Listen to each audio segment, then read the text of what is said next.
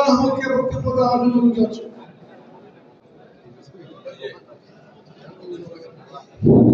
বিসমিল্লাহির রহমানির রহিম।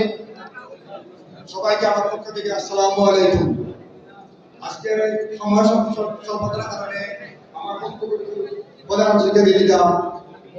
ধন্যবাদ সবাইকে।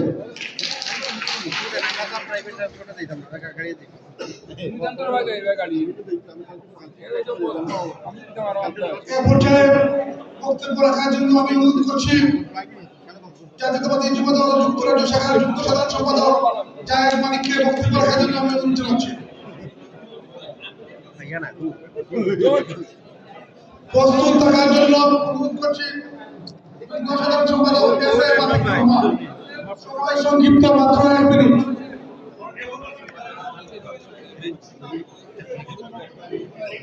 বিসমিল্লাহির রহমানির রহিম।